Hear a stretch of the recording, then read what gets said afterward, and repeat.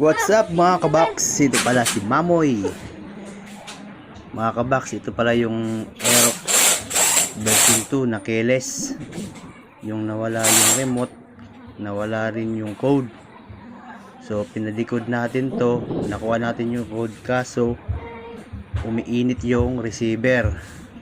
Ngayon inorderan natin to. Tumagal to ng halos isang taon na higit kasi walang stock dun sa kasa. Ngayon dumating na ito natin, pero tinisting muna natin to lahat ng paraan na kaya natin gawin. Ginawa ko, kaso di talaga yung receiver uminit. At saka ayusin din natin yung mga wirings nito kasi nag-spark kasi ito yung mga wire nya may mga punit, kaya isasabay na rin natin sa pag-ayos. Tatanggalin na natin yung crash guard kasi yung crash guard hindi na maganda yung kapit dun sa frame. Ito na pala mga kabaks, ito yung bagong SGCU, yung luma. Tapos yun naman sa kabila, ito yung receiver.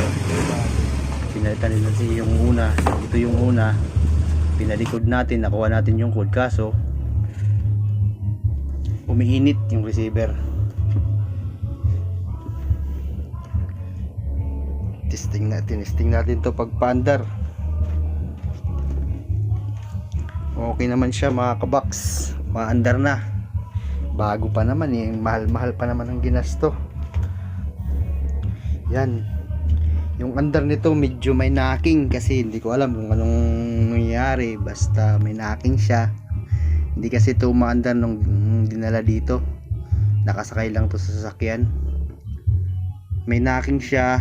Tapos duda ko may bore, pero totoo naman yung duda ko.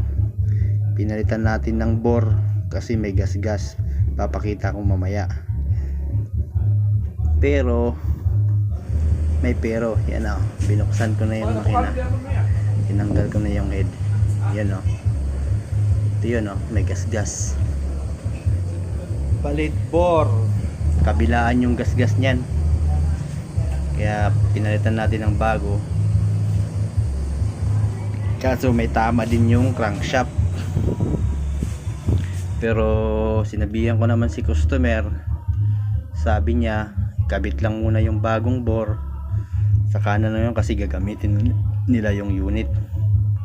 Medyo matagal-tagal na rin hindi nila nagagamit. Ito yung bago, genuine po. Yan, piston ring, bore, pin, tsaka yung clip. Ito yung piston rings.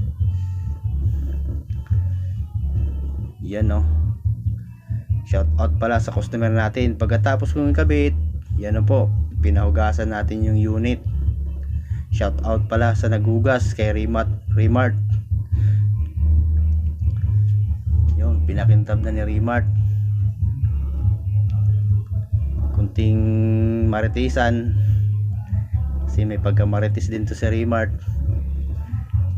Shout out sa iyo Remart, salamat sa paghugas. Dito lang po yan sa Barangay Matubato. Thank you mga kabaks. At na-release na rin yung unit. God bless you all. Bunal.